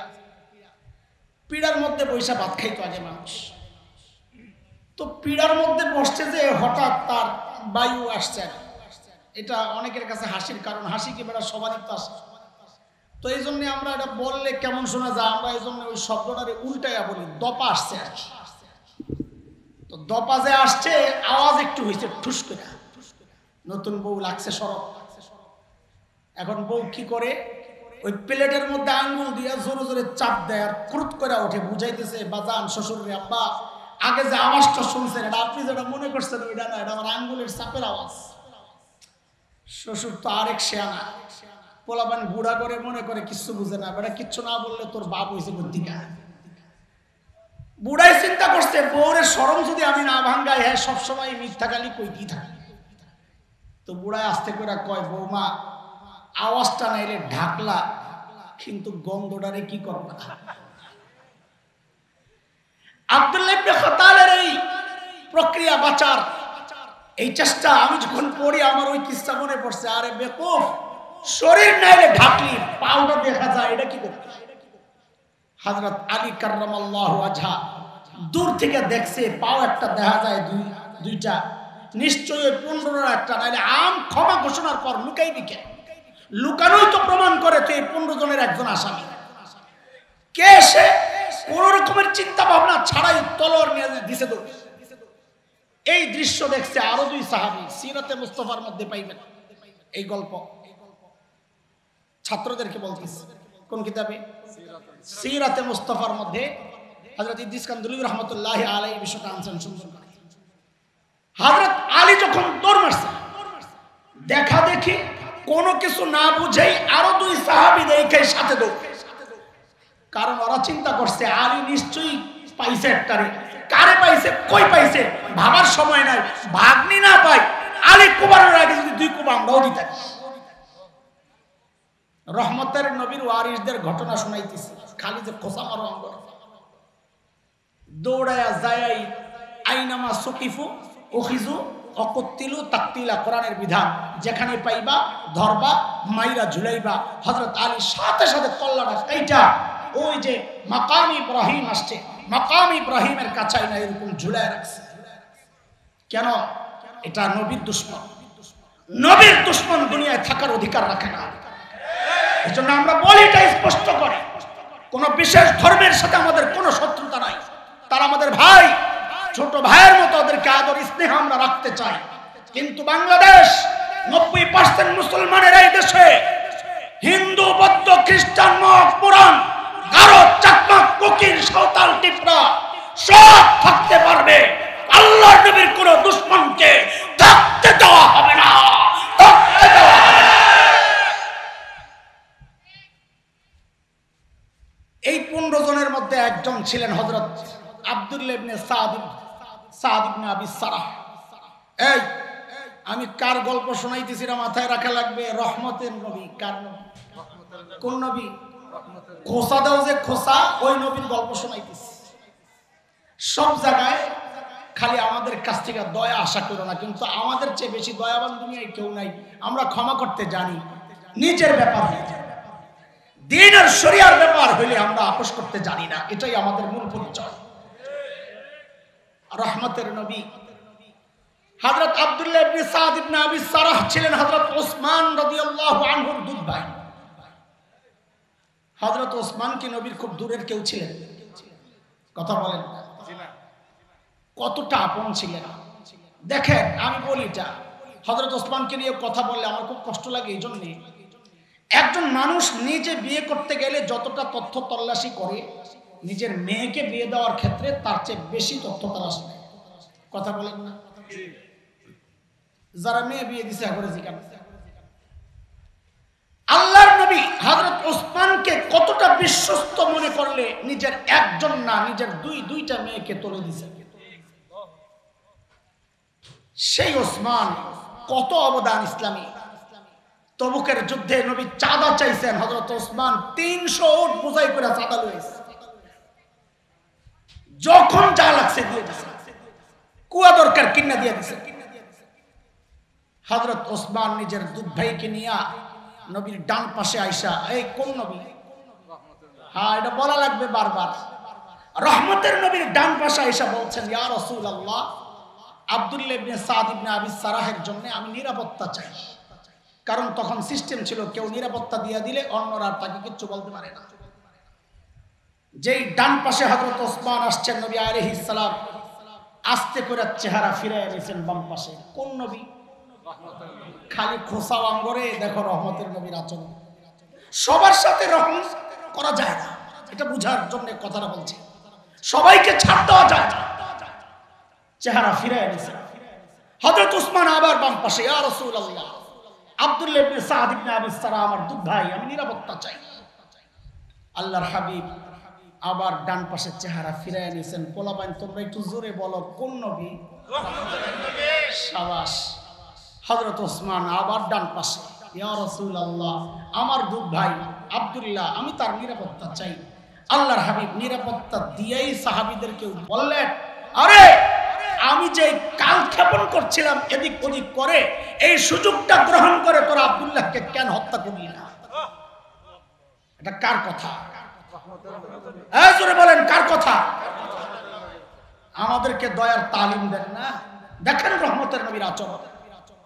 সাহাবায়ে কেরাম তো বড় হতাশ হয়ে গেছে, হায় বোয়াল মাছটা ছুটে গেল। বলে, ইয়া রাসূলুল্লাহ, আপনি একটু চোখ দিয়ে ইশারা দিলেন না কেন? পরে সাইজ কর। আল্লাহ, এবার দেখেন আমার নবীর মহানুভবতা, কত বড় মানুষ। আল্লাহর হাবিব বলেন, নারে আমি তো নবী, নবীদের শান না চোখের ইশারায় কথা বলা, নবীরা যা বলেন তো সরাসরি। এটাই আমরা বলি, ওলামারা তোমাদের অনেকের ভাল লাগে না কথা, কিন্তু আমরা ওই দ্বিমুখী আচরণ করতে পারি না। আমরা ওই দুনিয়ার ওই রাজনীতি, ধোকার রাজনীতি বুঝি না। আমরা যা বলি সরাসরি বলি, এতে আমার জীবন বিপন্ন হয়, আমাকে জেলখানায় থাকতে হয়, বিবি বিধবা হয়, সন্তান এতিম হয়, আমাদের কোনো পরোয়া নাই। আমরা যা বলবো সরাসরি বলবো। হযরত ইকরামাও ছিলেন একজন, না 15 জনের মধ্যে মনে আসেনি? কম জ্বালায় নেই হযরত ইকরামা। সুবহানাল্লাহ। ওহদের যুদ্ধে নবী আলাইহিস সালাম মুসলমান সহ পরাজিত হওয়ার মূল যেই দুইজন সেনাপতি, একজন ডান ডিভিশন হযরত খালিদ ইবনে ওয়ালিদের নেতৃত্বে ছিল, বাম ডিভিশনের দায়িত্বে ছিলেন হযরত ইকরামা। আজকেও পড়াইছি, খন্দকের যুদ্ধে 4 জন খন্দক পার হয়ে আসছিল লড়াই করার জন্য। এর মধ্যে একজনকে বলা হতো আশজাউল আরব, আরবের সবচেয়ে বড় বাহাদুর, আমর ইবনে আবদে ইবনে ওয়াদ নাম, মুরাদ ইবনে। আরেকজন হযরত ইকরামা, আরেকজন নওফল ইবনে আব্দুল্লাহ, আরেকজন দিরার ইবনে খাত্তাব। 4 জন আসছে, কে মারবি কে লাগবি। ইকরামা জ্বালাইছে কম না। ইকরামার নামও ঘোষণা হয়ে গেছে, যেখানে পাওয়া যাবে ধৈরাই হত্যা করা হবে। হযরত ইকরামা পালিয়ে গেছেন ইয়ামানের দিকে, দৌড়াচ্ছে, ভাগছে। সামনে বসছে নদী। আমরা তো নদীমাতৃক দেশে বসবাস করি, নদী দেখলে ডরাই না। মরুভূমির মানুষ ড্রেন দেখলে তো ডরায়। হযরত ইকরামা নদী দেখে হতাশ, দেখে নৌকা একটা আসছে। যেই না নৌকায় উঠছে তার মধ্যে শুরু হয়েছে ঝড় তুফান। আর আমরা শুনছি আমাদের দেশেই লঞ্চ যখন ঝড়ে আক্রান্ত হয় তখন অন্য ধর্মের যারা আছে ওরাও বলে আল্লাহ ডাকা শুরু হয়। আজানও দেয় না, পিছন থেকে একজন কইতেছে আজানও দেয়। হযরত ইকরামা যখন ঝড় শুরু হয়েছে, হযরত ইকরামা ডাকা শুরু করছে, ইয়া লাত ইয়া উজ্জা ইয়া মানাত ইয়া হুবাল, আমারে বাঁচাও। মাঝি ডাক দিয়া কয়, মুরব্বি কামাইব না, কামাইব না। কেন? বলে স্থলে যে আল্লাহ বাঁচান, এই পানি তো সেই আল্লাহই বাঁচাতে পারে না, কেউ বাঁচাতে পারে না। দেখেন আল্লাহর নবীর দাওয়াত ইকরামা পর্যন্ত পৌঁছে নাই। ইকরামা আল্লাহর নবীর দাওয়াতকে গ্রহণ করে নাই, কিন্তু এক সামান্য মাঝির কথা আল্লাহ তাআলা ইকরামার দিল পর্যন্ত ঢুকায়া দিছে। এই জন্য দাওয়াত কে দিল তার দিকে তাকায়েন না, তিনি দাওয়াত দিচ্ছেন ইসলামের, সে যেই হোক এটাকে মূল্যায়ন করা দরকার। যেই না ইকরামা এই কথা শুনছে যে আল্লাহ ছাড়া কেউ বাঁচাতে পারবে না, হযরত ইকরামার দিল পাল্টায়া গেছে। সাথে সাথে বলে উঠলেন, আল্লাহুম্মা লাকা আহদুন ইন আফাইতানি মিম্মা আনা ফি আন আতিয়া মুহাম্মাদা হাত্তা আদা ইয়াদাই আলা ইয়াদাই ফালা আজিদান্নাহু আফুওয়ান গফুরান কারীমা। ও আল্লাহ, আমি যে বিপদে পড়েছি এই জায়গা থেকে যদি আমাকে আপনি মুক্ত করেন, আমি ওয়াদা করছি এখান থেকে আমি সরাসরি মুহাম্মদুর রাসূলুল্লাহর কাছে যাব, তার হাতে হাত রাখা আমি মুসলমান হয়ে যাব। আমার বিশ্বাস আমি অপরাধ যাই করি না কেন, ফালা আজিদান্নাহু আফুওয়ান গফুরান কারীমা, আমার বিশ্বাস তাকে আমি ভদ্র, ক্ষমাশীল এবং ক্ষমা সুন্দর দৃষ্টিতে দেখবেন, আমি তাকে পাবো এই বিশ্বাস। এই দোয়া করতেছে আর কাঁদতেছে। এর মধ্যে ইকরামার বউ আল্লাহর হাবিব থেকে ইকরামার জন্য নিরাপত্তা নিয়ে পিছন দিয়া দৌড়াইতেছে খালি জামাইরে বাঁচানোর জন্য। যেই দেখছে জামাই নদীর ভিতরে, উপর থেকে ডাকতেছে, ইয়াবনাম, ও আমার চাচাতো ভাই। জামাই আবার চাচাতো ভাই কেমন? এটা আমরা আমাদের ভাষায় বলি মাজাজে মাল। আগে আসিল আর কি। আমার এক আপন চাচাতো ভাইয়ের কাছে আমার বোন দিয়ে দিচ্ছে, আপন বোন, মেজো বোন, আমার বড় বোন। তো আমরা তো মান্নান ভাই বলি, ভাইয়ের নাম আব্দুল মান্নান, মান্নান নাম ভাইয়ের নাম ভাই। চাচাতো ভাই, আগেও ভাই এখনো ভাই। কিন্তু হাসির ব্যাপার হইলো আমার বোনের দেহি ডাকে মান্নান ভাই। ইকরামার বউ উম্মে হাকিম বিনতে হারিস ইবনে হিশাম, সে ডাকা শুরু করছে, ইয়াবনাম, ও চাচাতো ভাই, ইন্নী ক্বাদ জিতু মিন ইনদি আবাররিন নাস ওয়া আওসালিন নাস ওয়া খায়রিন নাস ক্বাদ ইস্তামানতু লাকা রাসূলুল্লাহ সাল্লাল্লাহু আলাইহি ওয়াসাল্লাম ফালা তুহলিক নাফসাক। ও আমার ভাই, আমি এমন একজন মহান মানুষের কাছ থেকে আসছি, মহামানবের কাছ থেকে আসছি, যিনি আবারুন নাস, মানুষের মধ্যে সবচেয়ে নেককার, ও খায়রুন নাস, সবচেয়ে উত্তম, ও আওসালুন নাস, আত্মীয়তার সম্পর্ককে মূল্যায়ন করার মধ্যে সবচেয়ে দায়িত্বশীল ব্যক্তি। আমি তার কাছ থেকে তোমার জন্য নিরাপত্তা চেয়ে আসছি। ও ভাই, তুমি নিজেকে ধ্বংসের মুখে ঠেলে দিও না, আসো। হযরত ইকরামা আসছে, বউয়ের কাছে ইসলাম কবুল করছে। এরপর দুই জামাই বউ মক্কার দিকে হাঁটা ধরছে। আল্লাহর হাবিব জেনে গেছেন ইকরামা মুসলমান হয়ে আসতেছে। কেমনে জানছেন? ও ভাই বলেন আমারে, কেমনে জানছেন? কারণ নবী গায়েব জানতেন, তাই না? আর জোরে বলেন না। জানতেন তো? জানতেন না? হায়, কথা কার এটা? এত আসতে বললে, আকীদার বিষয় এত আসতে বললে হবে না। আমার নবী গায়েব জানতেন না, কথাটা কার? কোরআনে দলিলের অভাব নাই। সূরা আরাফ 188 আয়াত 188, 9 নম্বর পারা। আল্লাহ বলেন, আমার নবীকে দিয়া বলাইতেছেন। আল্লাহ যখন বেশি রাগ থাকেন তো ওইভাবে বলেন, আপনি বলে দেন। যেমন আমরা ছেলে মেয়েদের উপর বেশি রাগ হইলে বউরে কই, তোমার পোলারে কয়া দিও, হ্যাঁ, তোমার মায়েরে বইলা দিও। আল্লাহ যখন খুব রেগে থাকেন নবীকে বলেন, কোল আপনি বইলা দেন আপনার উম্মতরে, আমি সরাসরি করব না। তো আল্লাহ কি বলেন? উল্লা আমলিকু লিনাফসি নাফআন ওয়ালা দাররা ইল্লা মা শাআ আল্লাহ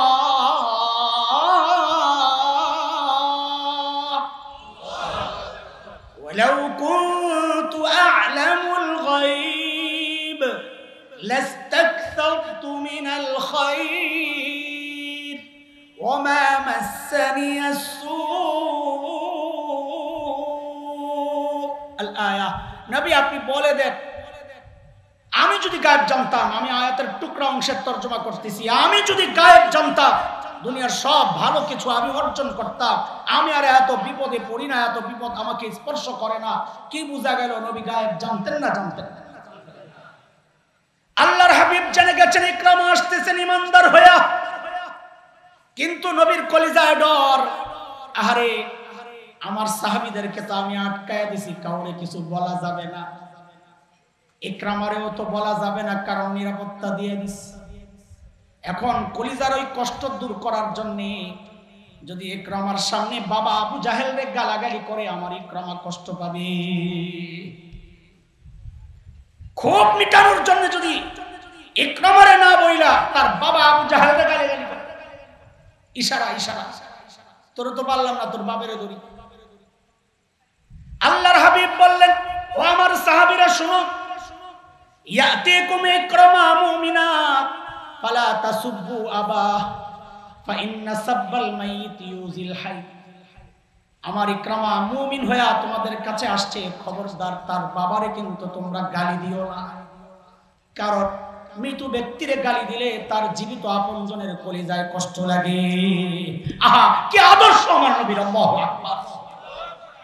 এই ছোট্ট একটা চরিত্র যদি এদেশের রাজনীতিবিদরা ধারণ করতে পারে, যে পূর্ববর্তী যারা চলে গেছে, যাদের অবদান আছে দেশের জন্য কিছু হলেও, সে যেই হোক, তাকে নিয়ে কটূক্তি করা যদি বন্ধ করে দেয় দেশের রাজনীতিবিদরা, আমরা হলফ করে দায়িত্ব নিয়ে বলতে পারি, তাদের আপোষের দূরের যে সম্পর্ক, তাদের যে আপোষের ক্ষোভ, ক্রোধ, রাগ, এই সব কিছু অবশ্যই অবশ্যই কমে যেতে বাধ্য। কথা বলে ঠিক কিনা?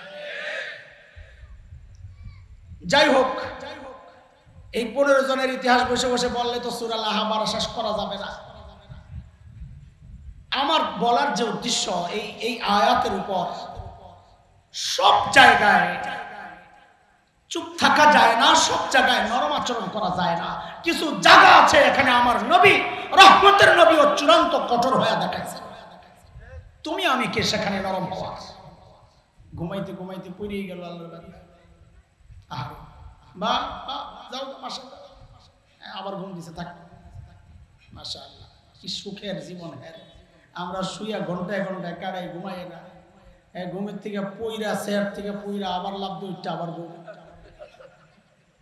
মারহাবা।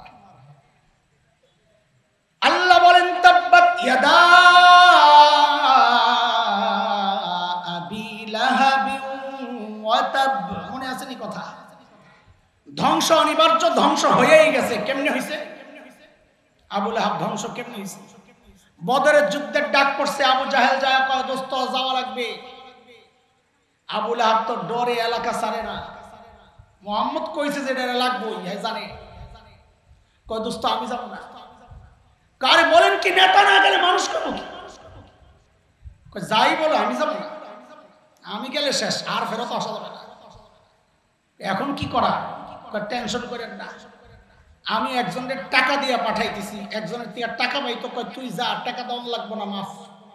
বাড়া লইছে, লোক বাড়া লইছে।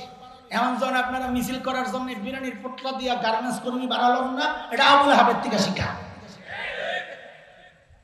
বুঝেন কিছু? কিন্তু মায়ের যেহেতু আছে কপালে, পালাইলেও বাঁচা যায় না, যুদ্ধে না গেলেও বাঁচা যায় না। কথা কম। বদরের যুদ্ধ থেকে যখন কাফেররা ফেরত আসছে, যেই কয়টা বাইচা আসছিল, নেতা তো সব শেষ। আবু লাহাবের গলার মধ্যে এমন এক ফোড়া হয়েছে, ব্যথায় অস্থির। সে বলেছে তাব্বাল্লাক, মুহাম্মদ তুই ধ্বংস হবি। আল্লাহ বলেছেন তাব্বাত ইয়াদা আবি লাহাব, আবু লাহাব তোর দুই হাত ধ্বংস হবে। মুফাসসিররা লেখেন অর্থ দুইটা, এক হচ্ছে আক্ষরিক অর্থ, আরেক হচ্ছে তার ভাব অর্থ। আক্ষরিক অর্থে আবু লাহাবের দুই হাত অবশ হয়ে গেছিল, ভাব অর্থ হচ্ছে তোর শক্তি শেষ হয়ে যাবে। যে শক্তির পাওয়ার দেখাস, আমার নবীর বিরুদ্ধাচরণ করেছস, ওই শক্তি কিন্তু থাকবে না। এটাই বাস্তবতা। শক্তির পাওয়ার দেখাও ইমানদারদের সাথে, শক্তির পাওয়ার দেখাও বাবুনগরীর সাথে, শক্তির পাওয়ার দেখাও মামুন লোকের সাথে। ওই শক্তি থাকতে পারে না, টিকতে পারে না, টিকতে পারে না। পছন্দ করছে, পছন্দ পচ্চা ময়রা গন্ধ বাড়িস। অথচ এই আবু লাহাব পাওয়ার দেখাইতো কি? আমার পোলা পাই না অনেক, আমার যে গার্মেন্টস শ্রমিক আছে 1000, মিছিল করলে ভাড়াইলাম। আপনাকে ভাষাটাই বলতেছি আর কি, সূরাতুল আগেরটাই। মালের পাওয়ার দেখাইতো, কর্মীর পাওয়ার দেখাইতো। আমাদের ওই যে এক নেতা, বড় নেতা, গলা ভাঙ্গা, পালামুনা, ফখরুল সাহেবের বাসায় যায় আছে এখন। উনি বলছিলেন আমাদের নেতা কর্মীরাই যথেষ্ট, বলছিল। আবু লাহাবও ঠিক এই কথাই বলতো। আল্লাহ কয় না, যখন দৌড়ানি খাইবা, মা আগনা আনহু মালুহু ওয়া মা কাসাব, তোর মাল আর তোর কামাই, তোর সন্তান, তোর পাওয়ার তোর বাঁচাইতে পারবে না। কি করছে? যেই সন্তানের বাহাদুরি দেখাইছে, ওই সন্তান এখন ওই লাশ ধরতে আয় না। ইয়া নাফসি ইয়া নাফসি, যার যার জান বাঁচা। যাওয়ার সময় বলে কইও যায় না।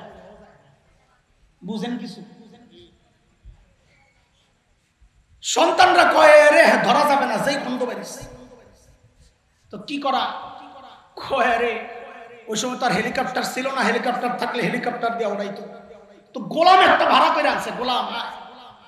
ওই গোলাম রে দিয়া দৌড়ে নিয়া গর্ত করে পাথর চাপা দিছে। এই যুগে গোলাম নাই, হেলিকপ্টার আছে।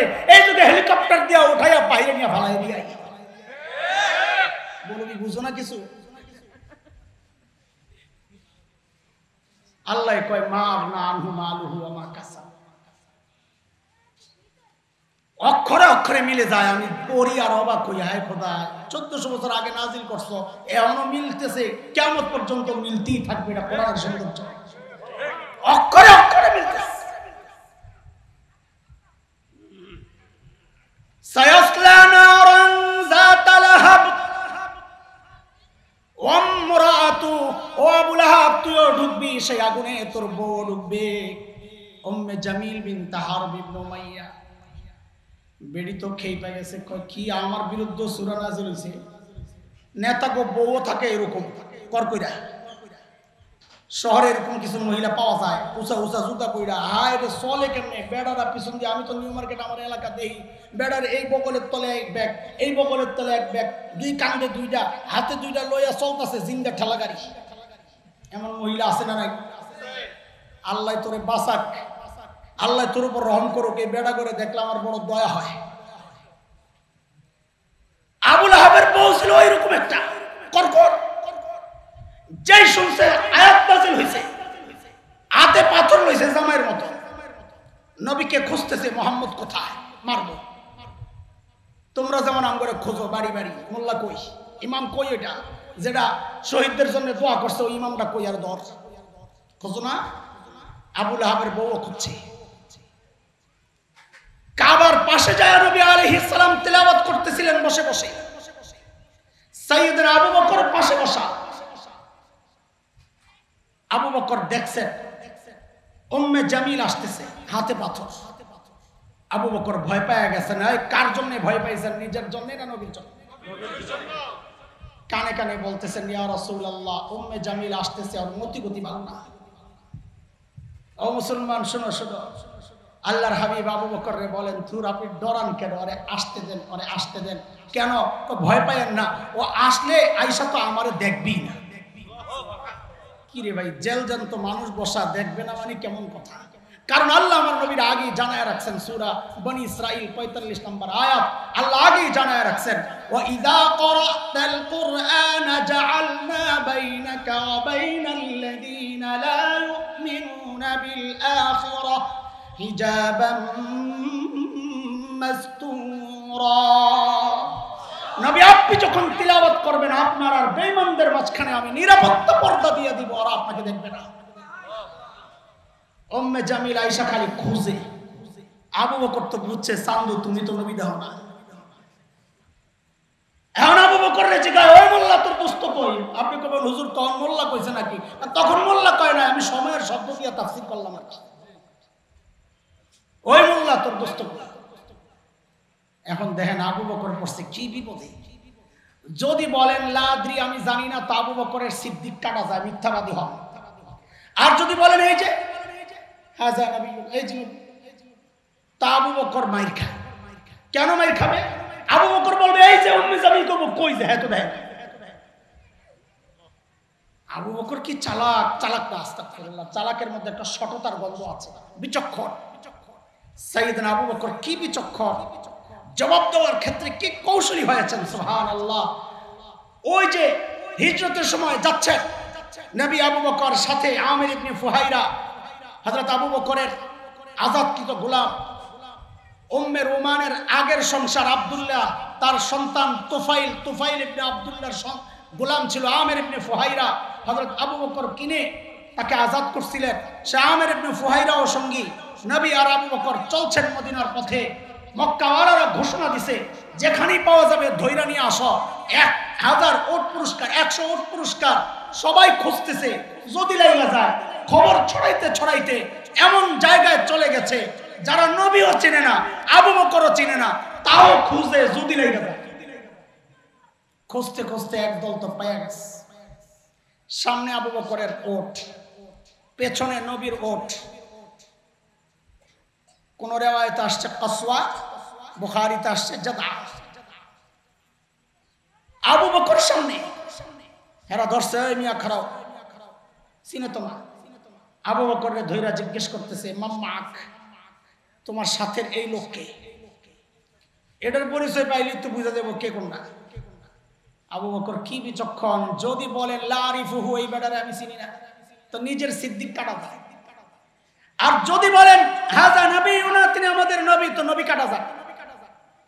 আবু বকর কি বিচক্ষণ দেখেন, যে জিজ্ঞেস করছেন মাম্মাক, এই সাথের লোকটাকে, আবু বকর সাথে সাথে জবাব দিয়ে দিয়েছেন, হাদার রাজুল ইয়াহদিনি, এই লোকটা আমারে রাস্তা দেখায়। ওই মগা পাবলিক মনে করছে আবু বকর রাস্তা চিনে না, নবী পেছন থেকে কয়টাই নিয়ে বামে সোজা। কিন্তু আবু বকরের নিয়ত তো এটা ছিল না। আবু বকরের নিয়ত ছিল আরেকটা, হাদার রাজুল ইয়াহদিনি ইলাল জান্নাহ, এই লোকটা আমারে জান্নাতের রাস্তা দেখায়।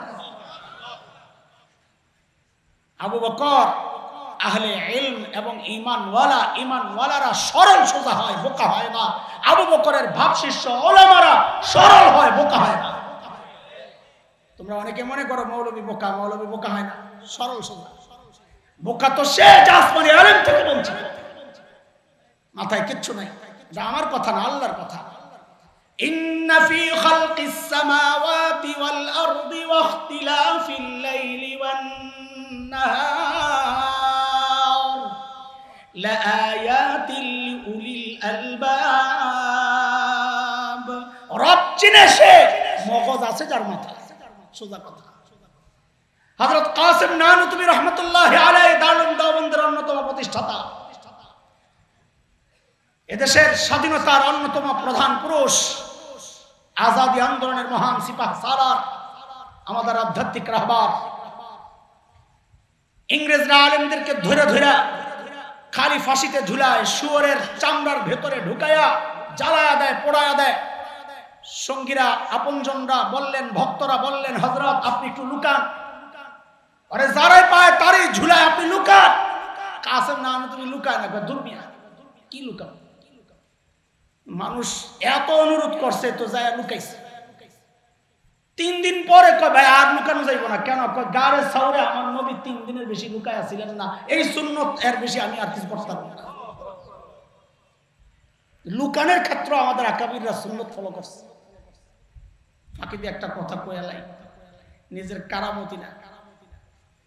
আমরা যখন লুকায়া লুকায়া থাকি, গেছিলাম এক বাসায়, আমার এক বোনের বাসা। বোন ফোন দিয়ে আমার আরেক বোনকে বলতেছে, ভাইয়ের আজকে পেটে একটু সমস্যা, ইফতারিতে কি খাওয়ানো যায়। তো আমার ওই পাশের বোন বলতেছে, আমি দই নিয়ে আসতেছি। আমার নাম ছিল মুহাজির। আমি কইছি ফোনে নাম বলবা মুহাজির ভাই। ওই বোন তার এত কিছু মনে নাই, হাসান ভাই।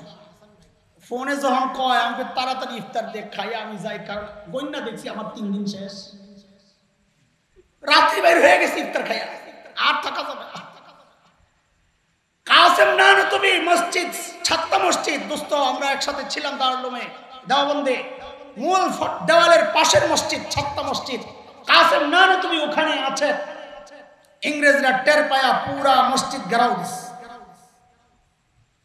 কাসেম নানুতুবি ভিতরে, ইংরেজরা ভিতরে ঢুইকা দেখে এক বেটা লুঙ্গি পরা, গেঞ্জি পরা, মসজিদ ঝাড়ু দেয়। ওইটাই কাসেম নানুতুবি। আমাদের আকাবিররা কত সাদা সিধা জীবন। ইংরেজরা ঢুইকা দেখা মনে করছে এটা তো কাসেম নানুতুবি হইতে পারে না, কারণ ওদের চিন্তা এত বড় আন্দোলনের নেতা, গোটা ভারতের মুসলমান তো বটে, হিন্দুরাও যার কথায় ওঠে বসে, এমন নেতা এত স্বাভাবিক জীবন যাপন হতে পারে না। ওরা মনে করছে পেটটা অন্তত আমাদের দেওয়ানবাগী হুজুরের মতো দেওয়া দরকার। এত বড় নেতা जाया कासिम नानुतुबी के जिज्ञेस करतेছে कासिम नानुतुबी कहाँ है। এই কাকে জিজ্ঞেস করছে কাসিম নানুতুবি कहाँ है। কি বিপদ, কাসিম নানুতুবি যদি জবাব দেন मैं हूं তো ধরা পড়ে, আর যদি বলেন पता नहीं জানি না তো মিথ্যা হয়। আবু বকরের ওয়ারিস তো জবাব তো মুখের মধ্যে। যে জিজ্ঞেস করছে কাসিম নানুতুবি कहाँ है, হযরত কাসিম নানুতুবি যেখানে দাঁড়ায় ছিলেন ওখান থেকে একটু সামনের দিকে গেছে। এবার বুঝেন আগের জায়গাটা ফাঁকা হয়েছে কিনা, যেখানে ছিলেন এখান থেকে সামনে গেলে আগের জায়গা ফাঁকা হয়েছে কিনা, কথা বলে না। ফাঁকা হয়েছে, আগের জায়গা যেহেতু ফাঁকা হয়েছে, এখন এমন একটা ভাব লইছেন যে বুঝতে একটু কষ্ট হয়েছে। হ্যাঁ কি বাত, ও কাসিম নানুতুবি, ও আচ্ছা ও তো আবি হাতে, উনি তো একটু আগে এখানে ছিল। কথা তো ঠিকই আছে, একটু আগে এখানে ছিল, এখন তো একটু সামনে যায় দাঁড়াইছে। ইংরেজরা মনে করছে একটু আগে এখানে ছিল, এখন বুঝি পালায় গেছে। আরে বল বাসটা ছুটে গেল। উম্মে জামিল যখন জিজ্ঞেস করলেন হে আবু বকর তোমার দোস্ত কোথায়, মনে আছে নি কথা। হযরত আবু বকর যদি বলেন লা আদরি আমি জানি না তাইলে মিথ্যা হয়, আর যদি বলেন এই যে, তো আবু বকর মাইর খায়। হযরত আবু বকর বিচক্ষণ মানুষ, আস্তে করে জবাব দিয়া দিলেন খুইজা দেখো। কি বলে ও মাদ্রাসা ছাত্ররা জানে আমরের সিগা জুমলা ইনশাইয়া সিদ কিসবের ইহতিমাল নাই, খালি নাহমিরে পড়ছো মিয়া কামে লাগাও। প্রশ্নবোধক যে বাক্য, হ্যাঁ নিষেধ নির্দেশ, এই জাতীয় বাক্যের মধ্যে সত্য মিথ্যা থাকে না। করো এর মধ্যে কোনো সত্য মিথ্যা নাই, কইরো না এর মধ্যে কোনো সত্য মিথ্যা নাই, তুমি কি করেছো এর মধ্যে কোনো সত্য মিথ্যা নাই। আবু বকর যখন বলেছেন খুঁজে দেখো, উম্মে জামিল মনে করছে আবু বকরও জানে না, আমারে খুঁজতে বলতেছে। আল্লাহ বলেন হাম্মালাতাল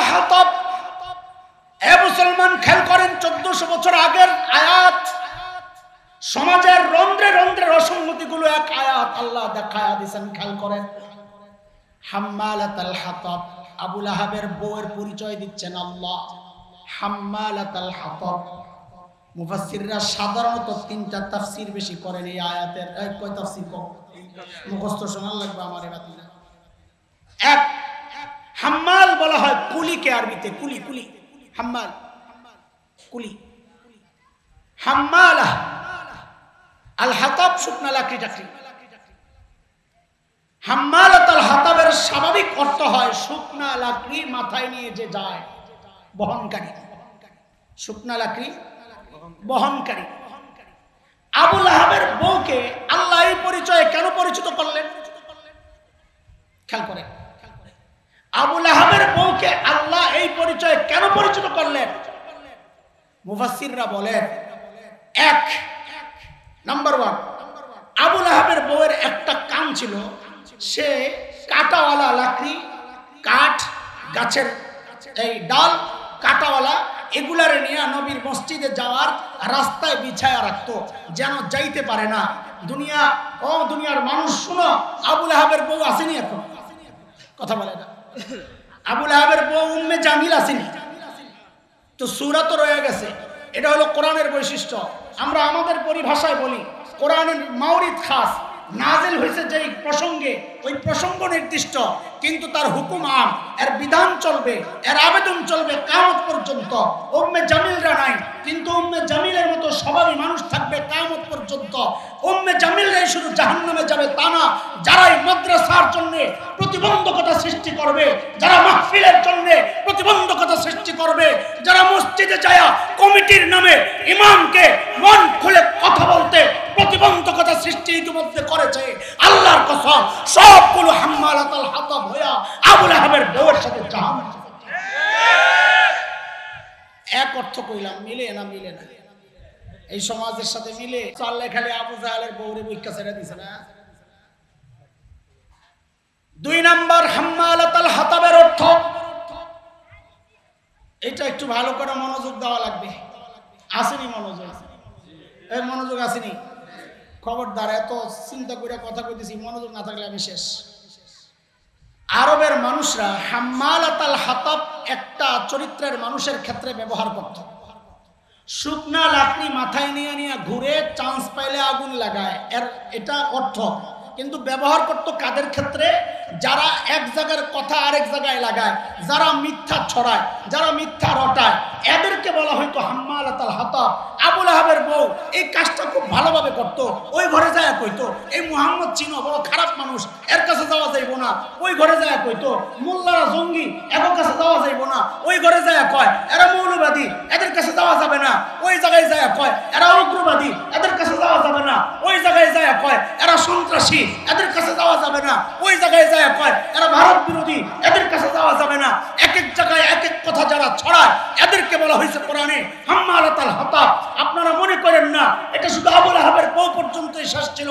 আজকে যে সমস্ত মিডিয়া কর্মীরা দ্বীনের বিরুদ্ধে তাদের অবস্থান, ওই সমস্ত মুন্নি সাহেব, মুন্নি সাহারা, আরো যারা আছে, যারা মিথ্যা রটাইছে, যারা মাওলানা মামুনুল হকের বিরুদ্ধে অপবাদ দিয়া দিয়া আলেমকে জাতির সামনে খাটো করতে চেয়েছে, যারা মাদ্রাসাকে জঙ্গির আস্তানা হিসাবে মানুষের কাছে প্রচার করে করে উম্মতকে মাদ্রাসা থেকে বিচ্ছিন্ন করার চক্রান্ত করেছে, যারা আলেমদেরকে বিভিন্ন দুশ্চরিত্রের অভিযোগ দিয়া উম্মত থেকে বিচ্ছিন্ন করার এই অপপ্রয়াস চালাচ্ছে, প্রত্যেকটা মিডিয়া কর্মী সবগুলো হাম্মালাতাল হাতাব, সবগুলো আবু লাহাবের বউয়ের সাথে জাহান্নামে যাবে।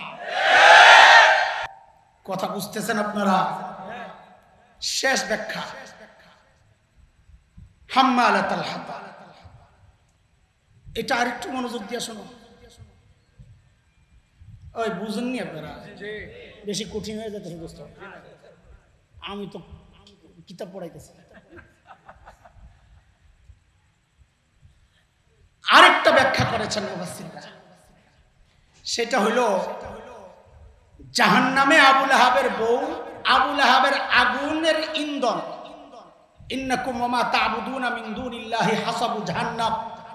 মূর্তি আর পাথর এগুলা মাথায় করে কইরা আইনা আবু লাহাবের আগুনকে প্রজ্বলিত করবে। কি মানি? যে দুনিয়ায় দ্বীনের বিরুদ্ধে তোমার সহযোগী যারা ছিল এদেরকে দিয়ে আল্লাহ তোমারে সাইজ করবে।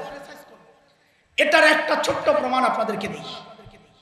আল্লাহর হাবিব যখন মদিনায়, তখন পারস্য সম্রাট খসরু পারভেজ সে তার অধীনস্থ ইয়ামানের গভর্নর ছিল তখন বাজান, বাজানের কাছে নির্দেশ পাঠাইছে, তুমি মদিনায় 2 জন লোক পাঠাও, তারা যেন মোহাম্মদকে গ্রেফতার করে পারস্যে নিয়ে আসে। নাউজুবিল্লাহ কইেন না, আপনাকে খারাপ লাগে না তো? হুজুর করে গ্রেফতার দেখতে দেখতে আপনাকে অভ্যাস হয়ে গেছে। বাজান 2 জনকে পাঠাইছে মদিনায়, কাকে গ্রেফতার করতে? নবী আলাইহিস সালাম। আল্লাহর নবীকে আল্লাহ একটা অলৌকিক বৈশিষ্ট্য দিয়েছিলেন, সেটা হচ্ছে রুব। নবী বলেছেন নুসিরতু বির-রুব। দেখলে ভয় লাগে, আরে দেখলে তো সাপরেও ভয় লাগে। সাপের ভয় আলাদা, রোব আলাদা। রোব মানে হচ্ছে সাপ মানে সে আমার ক্ষতি করবে, রোব মানে আমি যদি তার ক্ষতি করি তাহলে আমি শেষ। রোব মানে এটা। বহুদূর থেকে কাফেরদের দিলের মধ্যে নবীর একটা ভয় আল্লাহ ঢুকাইয়া দিয়েছে। এখন ওই 2 পুলিশ নবীকে গ্রেফতার করতে আসছে, পাঠাইছে বাজার। মদিনায় আয়েশা নবী আলাইহিস সালামের কাছে বলতেছে, আমাদেরকে সম্রাট খসরু পারভেজ বাজানের কাছে নির্দেশ পাঠিয়েছে আপনাকে ধৈর্য নেওয়ার জন্য। রিওয়ায়াতের কথা, কাঁদতেছে আর বলতেছে আপনারে ধৈর্য নিতে পাঠাইছে আমগরে। আল্লাহর নবী হাসা দিয়েছে, তোমরা ধৈর্য নিবা? মৌলবী একটা হেরে ধরার লেগে পুরা এলাকা ঘেরাও ধরে, দেখছেন না? ওই যে ভিতরের রোগ, যে না জানি কোন বিপদে পড়ি। সুবহানাল্লাহ। নবী হাসতেছে, বলে আমারে ধরে নিতে আসছ? আচ্ছা ঠিক আছে, কালকে নিও, আজকে যায় ঘুমাও। কয়ে আগো মেহমানদারি করা। ওই 2 ব্যক্তিকে মদিনায় মেহমানদারির ব্যবস্থা করেছেন নবী আলাইহিস সালাম। বলে সকালে আইসো। সকালে আসছে, নবী বলেন খসরু পারভেজের সিদ্ধান্ত চেঞ্জ হয়ে গেছে, তোমরা চলে যাও। হেরা তো এমনি বিপদে আসিল, ছেড়ে দে মা, কাইন্দা বাসি, একটা ওসিলা পায়া কই জি জি জি আমরা চলে যাই। হেরা তো চাইতেছে এটা কোন রকম যাওয়ার লেগে। বাজানের কাছে যা বলছে মুহাম্মদুর রাসূলুল্লাহ বলেছেন সিদ্ধান্ত পরিবর্তন হয়ে গেছে, আমাদেরকে আয়েশা পড়তে বলছে, আমরা আয়েশা পড়ছি। বাজান কয় সিদ্ধান্ত কে পাল্টাইলো আমি তো জানি না, কি কয় না, কিন্তু বলছেন তো মুহাম্মদ, এটা তো ভুল হইতে পারে না। অপেক্ষায় আছে, দেখ কিছু একটা হইতে পারে। এর মধ্যেই দেখে ওই ধুলা উঠতেছে, দূর থেকে দেখা যায়, বুঝছে দূর থেকে কেউ আসতেছে, ধুলা উঠতেছে, অপেক্ষা করছে। আসছে পারস্য থেকে নতুন পয়গাম, কি যে খসরু পারভেজকে তার সন্তান শেরওয়া, বাবার ছেলে আর বাবা এক নারীকে নিয়ে গন্ডগোল। বাবা একটা ওষুধ লাগাইছে, একটা ওষুধের মধ্যে বিষ, আর কি বিষের মধ্যে লেখছে এটা খাইলে জওয়ানি বাইরা যায়, আসলে বিষ। পোলারে মারবো, পোলার টের পাইয়া বাপের উল্টা মাইরা নিজে ক্ষমতা দখল করে কয় আমার বাপের আগের যত সিদ্ধান্ত সব বাদ, মোহাম্মদকে ধরার যে পয়গাম পাঠানো হয়েছে ফেরতানো পয়গাম ওইটাও বাদ। আল্লাহ দেখায়া দিছে আমার নবীর দুশ্মন, তুমি যদি দুশ্মনী করো তো তোমার আপনজন তোমারে সাইজ করবে। আবু লাহাবের বউ, আবু লাহাব দুশ্মনী করেছে, আল্লাহ আবু লাহাবের বউকে দিয়ে জাহান্নামে আবু লাহাবকে সাইজ করেছে। এটা তো আবু লাহাবের ব্যাপার। দুনিয়ার বিষয় হচ্ছে তুমি বিডিআর বিদ্রোহের মাধ্যমে আর্মিকে শেষ করতে চেয়েছ, তুমি পুলিশের মাধ্যমে এদেশের মানুষের উপর নির্যাতনের স্টিম রুলার চালাইতে চাইছ। আল্লাহ বলেছেন তুই যাকে জুলমের জন্য ব্যবহার করবি তোর ধ্বংসের জন্য আমি তাকেই তোর পেছনে লালায়া দিব। ওই আর্মিরা আজকে তোমার হেলিকপ্টারে কইরা ওই পাশের দেশে নিয়ে ফেলাইছে, ওই পুলিশে এখন তোমার কর্মীদেরকে ঠ্যাঙ্গাইতেছে। কথা বলতে হাম্মালাতুল হাতাব কয়টা কমওয়ার তাব্বাত ইয়াদা আবি লাহাব ওয়া তাব। হাম্মালাতুল হাতাব খালি ওই পিছনের তাফসীর শুনবেন, নগদ একটা প্রমাণ নেবেন না? নিবেন। আল্লামা বাবনগরী রহমতুল্লাহ আলাইহি এক পুলিশ কর্মকর্তা নিয়ে খুব পিটাইছিল। হযরতের পাও গুলারে অকেজো করে দিয়েছিল জালিম। আল্লাহ সিস্টেম পাল্টান নাই, আল্লাহর সিস্টেমের পরিবর্তন হয় না। সুন্নাতুল্লাহিল্লাতী ক্বাদ খালাত মিন ক্বাবল ওয়ালান তাজিদা লিসুন্নাতিল্লাহি তাবদীলা।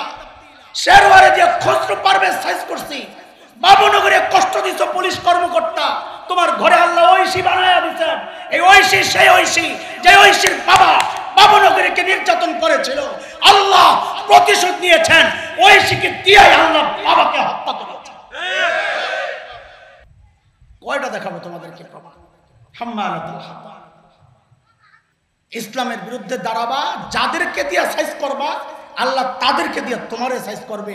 প্রমাণ গোটা ইসলামের ইতিহাসে, মানব ইতিহাসে প্রমাণের অভাব নাই। আপনার সামনে দিয়ে প্রমাণ ঘুরে খালি টান দিয়ে বুঝাবে। তাব্বাত ইয়াদা আবি লাহাব ওয়া তাব মা আগনা আনহু মালুহু ওয়া মা কাসাব সায়াসলা নারান যাতা লাহাব ওয়া ইমরাআতুহু হাম্মালাতাল হাতাব ফি জিদিহা হাবলুম মিন মাসাদ। আবু লাহাবের বউয়ের আরেকটা চরিত্র বৈশিষ্ট্য আল্লাহ বলছেন, ফি জিদিহা হাবলুম মিন মাসাদ। মাসাদ খেজুর গাছের যে ছিলকা আছে ওগুলা দিয়া রশি বানানো, ওই শক্ত রশিকে বলা হয়তো মাসাদ। আবু লাহাবের বউ ওই যে চলতো খুব গর্বের সাথে, নেতার বলতো, লোহার শেকলের চেক মোটা চেক, রাস্তায় হন হন করে চলতো। এমন মহিলা আছে না, এদেরকে কইতেছে আল্লাহ তাআলা, বেটি না আবার রাগ হয়ে যা আমার। আবু লাহাবের বউ ওই কাজটাই করত, রাস্তায় হন হন করে চলতো, গলায় বড় এরকম হাত, গর্বের এটা অহংকারের হাত। আল্লাহ বলছেন, মুফাসসিররা ব্যাখ্যায় বলেন, ফি জিদিহা হাবলুম মিন মাসাদ। আল্লাহ তার এই গলার মধ্যে জাহান্নামে লোহার শেকল লাগায়া দিয়ে দিয়ে আল্লাহ শাস্তি দিবেন। আল্লাহ জানায়া দিচ্ছেন, দুনিয়ায় তুমি যেটা নিয়ে গর্ব করো ওই মাল আল্লাহ তোমার গলায় ঝুলাইয়া দিবেন।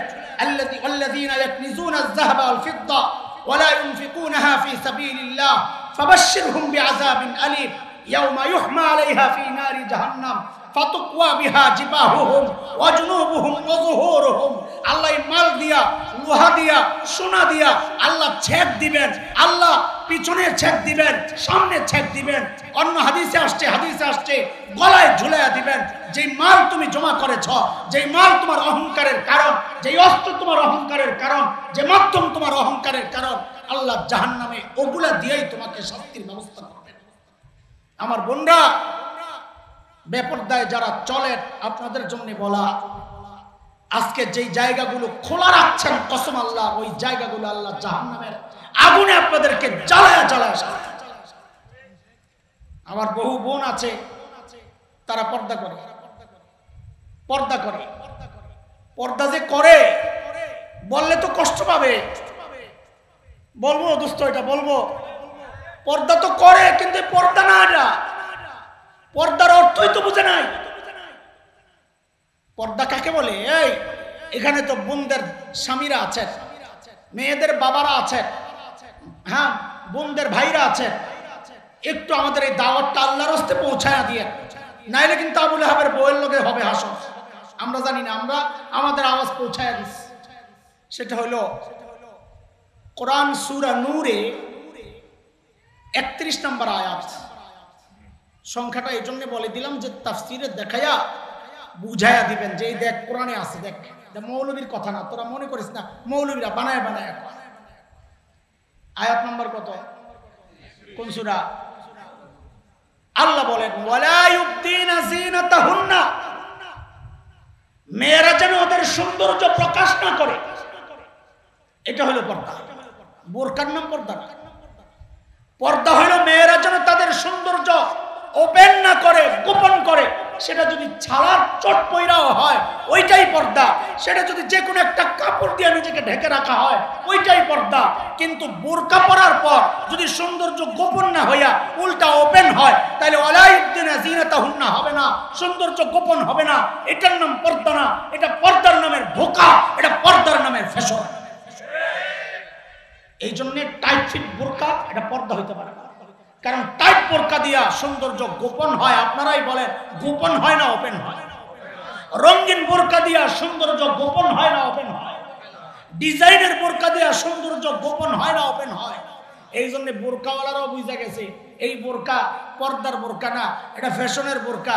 বোরকাওয়ালারা বুঝা এখন আর বোরকা হাউস লেখে না। বিশ্বাস না করলে আমাদের এলিফ্যান্ট রোডে আছে, নাম দিছে ফ্যাশন হাউস, বোরকার দোকানের নাম। কারণ এরা বুঝা গেছে এরা আর পর্দা করে না, এরা ফ্যাশন করে। এই জন্য বোরকার দোকানের নাম দিছে কি? কসম আল্লাহর, যেই বোরকা ফ্যাশন হাউসে বিক্রি হয় ওই বোরকা শরীয়তের বোরকা হইতে পারে না। এটা ওয়ালা ইবদিনা যিনাতাহুন্নার যে দাবি এটা মিটায় না। আমাদের এক বন্ধু একবার বলেছিলেন মেয়েদের মুখ খোলা জায়েজ আছে, মনে আছে কি আপনাদের? ফতোয়া আসছিল মেয়েদের মুখ খোলা জায়েজ আছে। হ্যাঁ, মুখ খোলার বন্ধ করার ব্যাপারে স্পষ্ট কোনো আয়াত নাই এই জন্য বলেছেন, কোনো হাদিস নাই এই জন্য বলেছেন মুখ খোলা জায়েজ। কিন্তু শরীয়তের মিজাজ বুঝে নাই। শরীয়ত বলেছে ওয়ালা ইউদ্দিনা যিনাতাহুন্না, সৌন্দর্য প্রকাশ যেন মেয়েরা না করে। ও দোস্ত, আপনি জানেন না কেন এটা? মানুষের সৌন্দর্যই তো চেহারায়। মানুষের সৌন্দর্য কোথায়? আল্লাহ যদি বলছেন সৌন্দর্য গোপন করো, তার মানে আপনি কইবেন আল্লাহ তো চেহারা বন্ধ করতে কয় নাই, সৌন্দর্য গোপন করতে কইছে। কাজে আমি মুখ খুলি, হাতে মোজা লাগাই, পায়ে মোজা লাগাই না, এটা নিয়ে বুঝছেন? তো বউ দেখতে যায় খালি পাও দেখছেন না চেহারা দেখছেন? কেন চেহারা কেন দেখলেন? চেহারা কেন দেখলেন? আপনি বিয়ে করবেন পাও দেখে? যে পাও মোজা লাগায় মুখ খোলা রাখে, হ্যাঁ বিয়ে করবো কি দেখে? হ্যাঁ মুখ দেখবো না, কারণ মুখে তো হ্যাঁ সৌন্দর্য না। বোকারাম, মানুষের সৌন্দর্য তার চেহারায়। এই জন্য শরীয়তের বিধান যেহেতু আসছে সৌন্দর্য গোপন করো, বোঝা গেল চেহারা ঢাকা এটা ফরজ।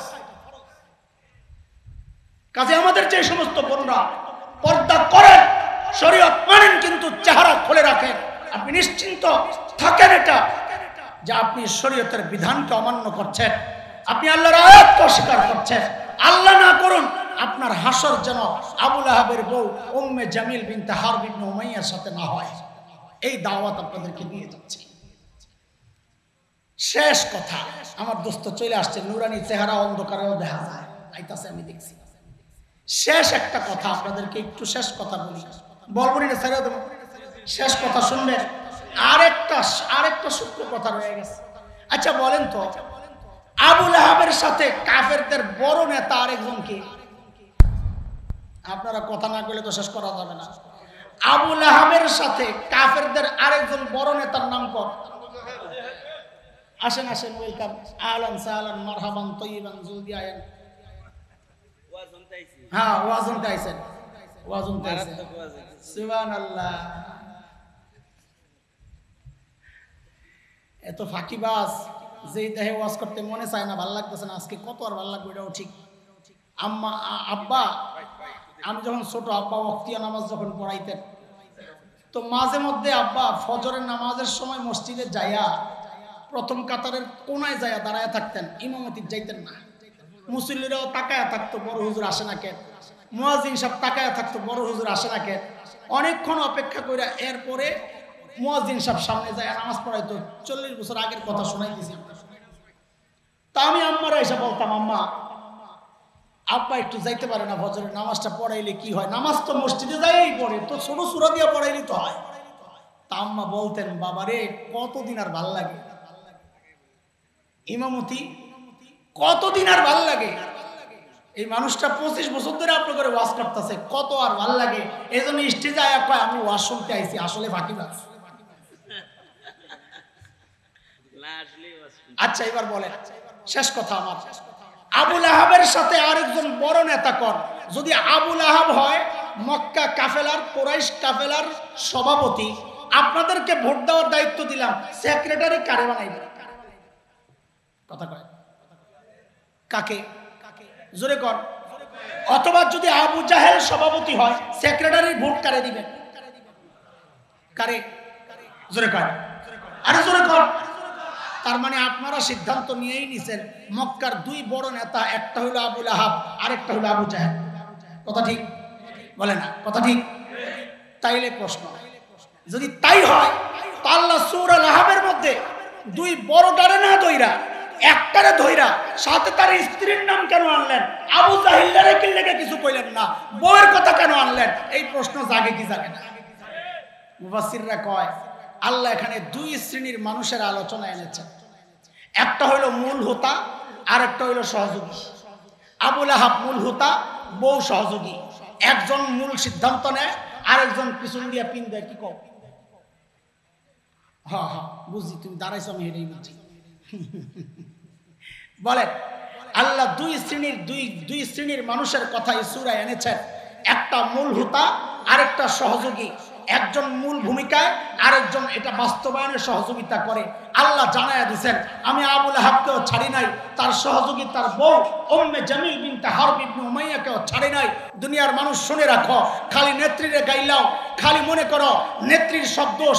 শুনে রাখো, তোমরা যারা সহযোগী ছিল আল্লাহ যেমন সহযোগীদেরকে ছাড়ে নাই, এদেশের মানুষ ওই রেসপন্সারদেরকেও, ওই সমস্ত জালিম ফ্যাসিস্ট হাসিনার সহযোগী যারা ছিল, ওলামাদের বিরুদ্ধে ওই জালিমের সহযোগী যারা ছিল, আল্লাহর কসম একটাকেও ছাড় দেওয়া হবে না, একটাকেও ছাড় দেওয়া হবে না। নারায়ে তাকবীর, নারায়ে তাকবীর।